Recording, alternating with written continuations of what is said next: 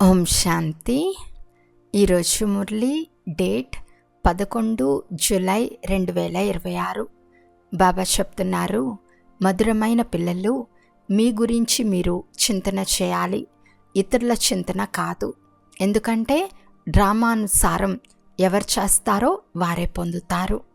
ప్రశ్న: త్రికాలదర్శి కావటం వలన ఆత్మకు ఏ స్మృతి కలిగింది?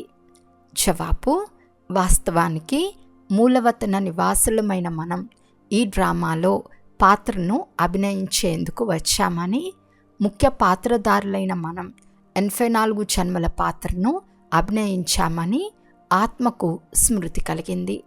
ఇప్పుడు తండ్రి సన్ముఖంలో ఉన్నాము, తర్వాత వారి జతలో ఇంటికి వెళ్తాము.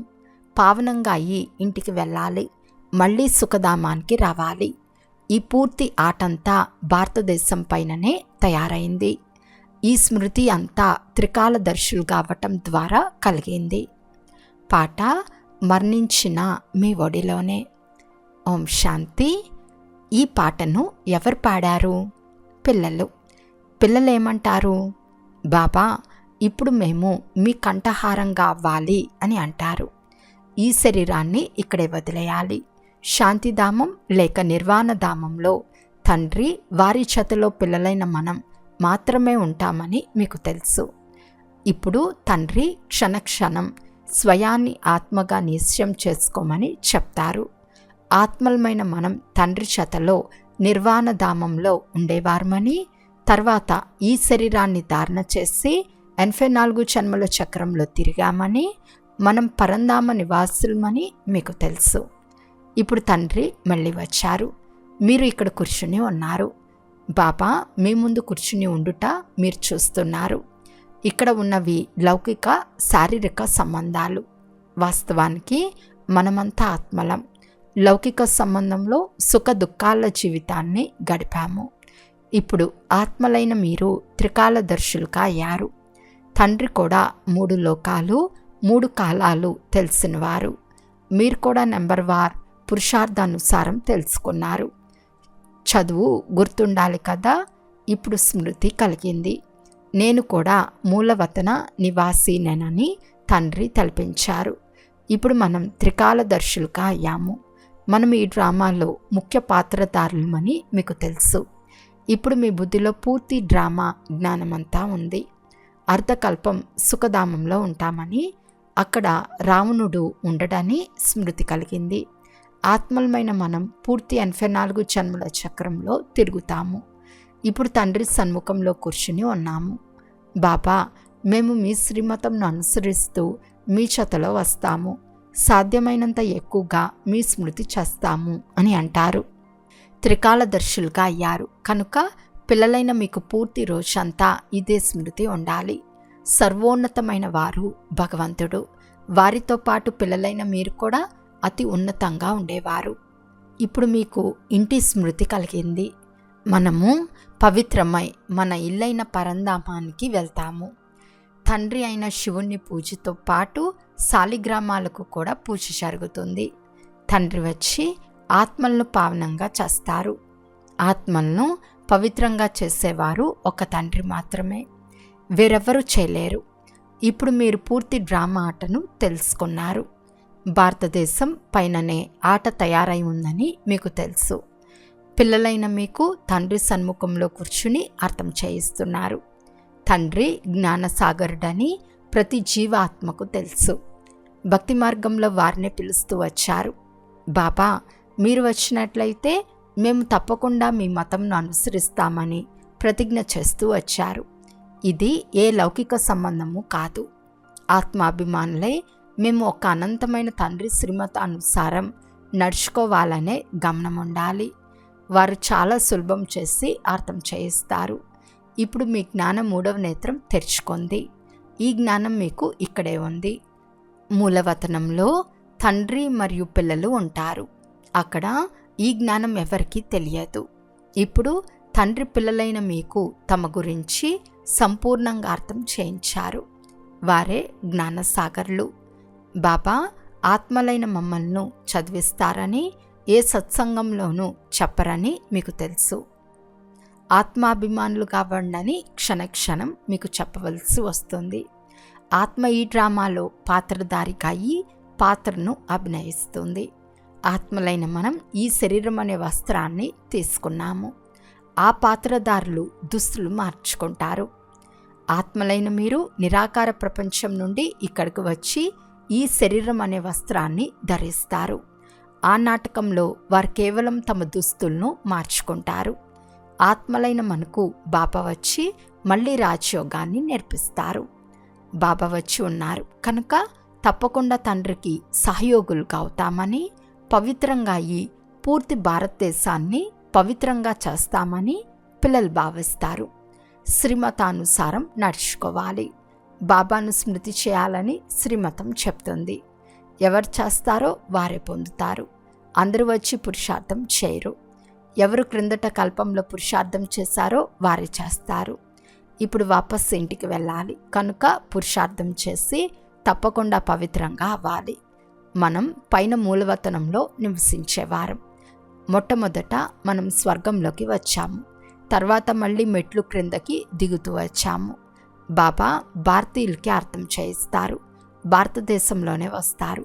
మీరు వచ్చి మమ్మల్ని పావనంగా తయారు చేయండి, శరీరాన్ని ధారణ చేసి మాకు శ్రేష్ఠ కర్మలను నేర్పించండి అని భారతదేశంలోనే స్మృతి చేస్తారు. శరీరం గురించి కూడా గాయనం చేయబడింది. ఇది భాగ్యశాలి రథం. నేను సాధారణ తనువులో ప్రవేశిస్తానని తండ్రి కూడా చెప్తారు. 5000 సంవత్సరాల క్రిందట కూడా బాబా ఇదే చెప్పారు. వేరెవరూ ఈ మాటను చెప్పలేరని పిల్లలైన మీకు స్మృతి కలిగింది. 5000 సంవత్సరాల క్రితం కూడా నేను ఈ శరీరంలో వచ్చి మీకు తెలియజేశానని తండ్రియే చెప్తారు. ఇప్పుడు మళ్ళీ ఆత్మాభిమానులు కావండి అని పిల్లలైన మీకు తెలియచేస్తారు. మేము ఏ వస్త్రాలను ధరించి ఏ పాత్రను అభినయించాలో అని నాటకం వేసేవారికి తెలుస్తుంది కదా, కానీ వారు దేహాభిమానులు ఉంటారు. ఇది అనంతమైన విషయం. ఆత్మాభిమానులు కావాలి. వాస్తవానికి మనమంతా ఆత్మలము. ఇప్పుడు మన పాత్ర పూర్తి అవుతుంది. బాబా సన్ముఖంలో కూర్చుని మీకు అన్నీ అర్థం చేయిస్తున్నారు. దీనిని మర్చిపోరాదు. మాయ అనేక విఘ్నాలను కలిగిస్తుంది. బాబా చెప్తారు, పిల్లలు మీరు ఏ వికర్మలు చేయరాదు. మనసులో తుఫాన్లు చాలా వస్తాయి. కర్మేంద్రియాలు చంచలం అవటం లేదు కదా, కామాన్ని జయించగలమా అని మిమ్మల్ని మీరు పరిశీలించుకోవాలి. మీకు ఇది చాలా సహజం. మనమంతా ఆత్మలము, ఒకే తండ్రి పిల్లలము. ఒక తండ్రితోనే యోగం జోడించాలి. కర్మేంద్రియాలు చంచలం అవ్వటం కూడా దేహాభిమానమే కదా. మీరు ఎవరికి భయపడరాదు, నిర్భయులుగా అవ్వాలి. ఎప్పుడు ఎక్కడికి వెళ్ళినా సాక్షిగా ఉండి చూడాలి. మనమంతా ఆత్మలము. ఈ ఆటను మీరు పూర్తిగా తెలుసుకున్నారు. తండ్రి అతి ఉన్నతమైన వారని, వారు బిందు రూపులని మీ బుద్ధిలో ఉంది. నిరాకార ప్రపంచంలో ఆత్మల వృక్షం ఉంది. ఎలాగైతే బీజం నుండి వృక్షం వెలువడి తర్వాత నెంబర్ వారుగా ఆకులు వస్తాయో, అలాగే పైనుండి నెంబర్ వారుగా ఆత్మలు వస్తాయి. ఆత్మ ఎలా ప్రవేశిస్తుందో ఎలా వెళ్ళిపోతుందో ఎవరూ చూడలేరు. ఆత్మలైన మీరు పతితమైపోయారని, దాన్ని పావనంగా తయారు చేసుకోమని ఇప్పుడు తండ్రి చెప్తారు. ఇతని ద్వారా తండ్రి అర్థం చేయిస్తున్నారు. కర్మేంద్రియాల ద్వారానే మాట్లాడతారు. బిందువైన ఆత్మ శరీరంలో లేకుంటే కర్మేంద్రియాలు ఏవి పనిచేయవు. ఇంత సూక్ష్మమైన ఆత్మ బిందువు ఎంత శక్తిశాలిగా ఉంది. ఇందులో పూర్తి జ్ఞానమంతా ఉంది. తండ్రి జ్ఞానసాగర్లు. వారు కూర్చుని మీకు అర్థం చేయిస్తారు. వారిలో పూర్తి జ్ఞానం అంతా ఉంది. వారి పాత్ర కూడా నిర్ణయించబడి ఉంది. మీ ఆత్మలో కూడా 84 జన్మల పాత్ర ఉంది. మీరు సుఖ దుఃఖాల పాత్రను అభినయిస్తారు. దుఃఖంలో చాలా కష్టాలను అనుభవిస్తారు. బాబా చెప్తారు, నేను పునర్జన్మలో రాను. మీరు 84 జన్మలు తీసుకుంటారు, నేను తీసుకోను. నన్ను స్మృతి చేస్తే పావనంగా అవుతారని నేను వచ్చి మీకు సహజమైన యుక్తిని తెలియచేస్తాను. అర్ధకల్పం మీరు కామచిత్పై కూర్చుని తమో ప్రధానంగా అయ్యారు. తండ్రి ఆత్మలతోనే మాట్లాడతారు. ఆత్మ అవయవాలు మొదట చిన్నవిగా ఉండి తర్వాత పెద్దవిగా అవుతాయి. కానీ ఆత్మ చిన్నదిగా పెద్దదిగా అవ్వదు. ఓ పతిత పావన రండి అని ఆత్మనే తండ్రిని పిలుస్తుంది. పతితులైన మిమ్మల్ని పావనంగా చేసేందుకు నేను కల్పకల్పం వస్తానని తండ్రి చెప్తారు. ఆత్మ ఎలా వస్తుందో ఎలా వెళ్తుందో ఇప్పుడు మీకు తెలుసు. ఆత్మ ఎలా వెళ్ళిపోతుందో చూడాలని మనుషులు చాలా తలలు బాదుకుంటారు, కానీ ఎవరూ కనిపెట్టలేరు. ఎందుకంటే ఆత్మ అతి సూక్ష్మమైనది. చిన్న ఆత్మలో ఎంత పాత్ర ఉంది? బీజంలో పూర్తి జ్ఞానం ఉంటుంది, కానీ ఆ బీజం జడమైనది. మర్రి వృక్ష బీజం కూడా చాలా చిన్నది, కానీ దాని నుండి చాలా పెద్ద పొడవైన వృక్షం వెలువడుతుంది. కలకత్తాలోని మర్రి వృక్షాన్ని చాలామంది చూసి ఉంటారు. అది చాలా పెద్ద వృక్షం. ఇప్పుడు దాని పునాది అంతా కూలిపోయింది, వృక్షం మాత్రం నిలిచి ఉంది. ఇది కూడా అలాగే. ఇప్పుడు పునాది అయిన దేవీ దేవతా ధర్మం లేనేలేదు. వృక్షం కూడా ఇప్పుడు శిథిలావస్థలో ఉంది. ఇది కూడా మీకు తెలుసు. అందుకే మేము ఇంత సమయంలో ప్రపంచాన్ని పావనంగా చేసి చూపిస్తామని మీరు ప్రభుత్వానికి కూడా చెప్తారు. మనుషులు మీ ఈ మాటలను అర్థం చేసుకోలేరు. ఈ భారతదేశాన్ని శ్రేష్టాచారిగా తప్పకుండా చేస్తాము. అప్పుడే భ్రష్టాచార ప్రపంచం వినాశనమవుతుందని మీకు నిశ్చయం ఉంది. శాంతి కావాలని వారు కోరుకుంటారు. ఆత్మ పాత్రను అభినయిస్తూ అలసిపోయింది. అందుకే ఓ శాంతిదేవా అని పిలుస్తుంది. ఆత్మ శాంతి స్వరూపమని అర్థం చేసుకోలేరు, కానీ ఇక్కడ ఆత్మ కర్మేంద్రియాల ద్వారా కర్మ తప్పకుండా చేయాలి. శాంతినివ్వండి అని అంటారు. శాంతిధామం వేరు, సుఖధామం వేరని ఎవరికీ తెలియదు. సుఖధామంలో చాలా కొద్ది మంది మనుషులే ఉంటారు. అక్కడ శాంతిని ఎవరూ కోరుకోరు. కర్మ అక్కడ కూడా చేస్తారు, కానీ అక్కడ అశాంతి ఉండదు. జీవన్ముక్తి ధామం లేక శాంతి ధామం రెండు వేరువేరు. సత్యుగంలో జీవాత్మలకు సుఖం కూడా ఉంది, శాంతి కూడా ఉంది. సదా ఆరోగ్యవంతులుగా ఐశ్వర్యవంతులుగా ఉంటారు. స్వర్గం అని దేన్నంటారో ఇప్పుడు మీకు తెలుసు. స్వర్గం అంటే ఏమిటో ఈ ప్రపంచంలో ఎవరికీ తెలియదు. లక్ష్మీనారాయణులు పిల్లలు కదా. ఈ పిల్లలకు కూడా ఎవరు సుఖాన్ని ఇచ్చారు? సుఖమిచ్చేవారు ఎవరో ఉన్నారు కదా. మళ్ళీ వీరి రాజ్యం రానున్నదా? స్వర్గం మళ్ళీ తప్పకుండా పునరావృతం అవుతుంది. స్వర్గంలో ఉన్నప్పుడు అక్కడ నరకం మరలా రిపీట్ అవుతుందని చెప్పరు. పవిత్రత సుఖశాంతుల నూతన ప్రపంచం మళ్ళీ రిపీట్ అవుతుందని ఇక్కడ చెప్తారు. ఈ పాత ప్రపంచం దుఃఖధామం. దీన్ని ఇనుపయుగం అని అంటారు. కొత్త ప్రపంచం కూడా ఉండేది కదా, దాన్ని స్వర్గం అని అంటారు. ఈ జ్ఞానం మీ బుద్ధిలో ఉంది.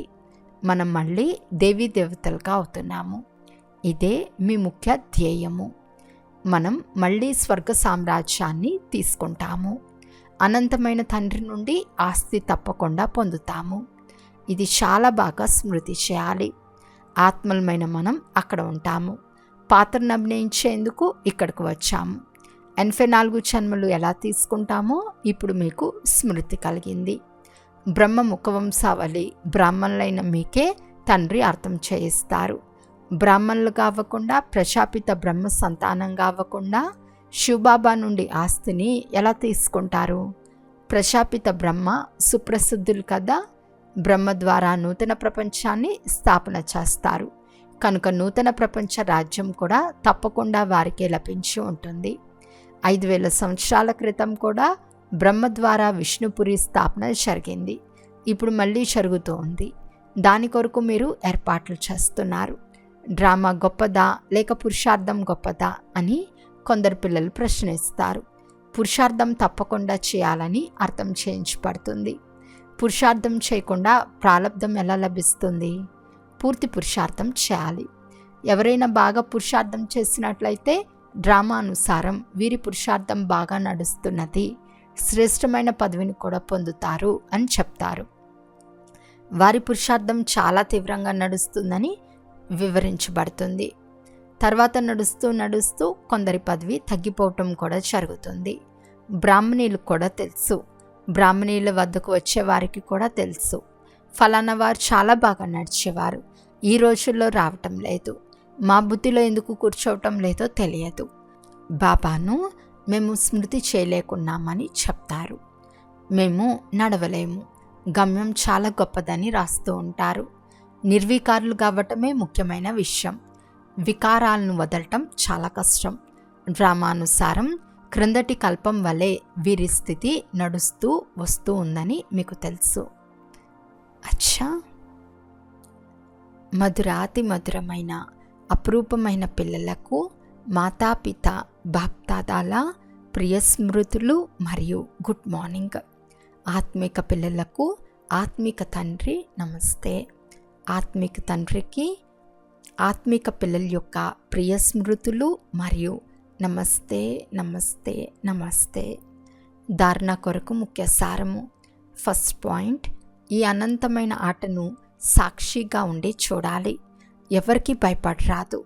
నిర్భయులుగా అయ్యేందుకు నేను ఆత్మను అను పాఠాన్ని పక్కా చేసుకోవాలి.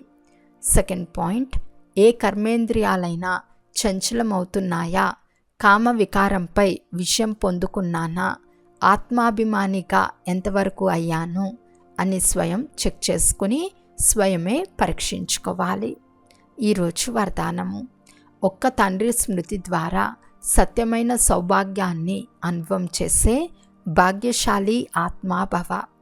ఎవరైతే ఏ ఆత్మ యొక్క మాటలు వినరో, ఏ ఇతర ఆత్మ యొక్క స్మృతిని సంకల్పం లేక స్వప్నంలో కూడా తీసుకురారో, అనగా ఏ దేహదారి యొక్క లొంగుబాటులోకి రారో, ఒక్క తండ్రి తప్ప ఇతరులెవ్వరూ లేరు అనే స్మృతిలో ఉంటారో, వారికి అవినాశి సౌభాగ్య తిలకం అంటుకుంటుంది.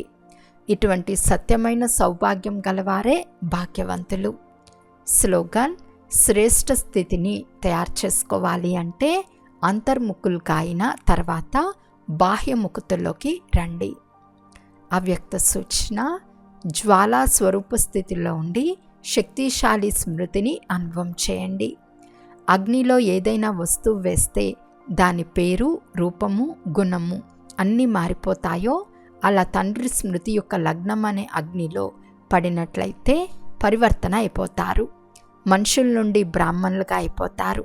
తర్వాత బ్రాహ్మణుల నుండి ఫరిస్తాగా, తర్వాత దేవతగా అయిపోతారు. లగ్నం అనే అగ్ని ద్వారా ఎటువంటి పరివర్తన జరుగుతుంది అంటే నా సొంతం అనేది ఏది ఉండదు.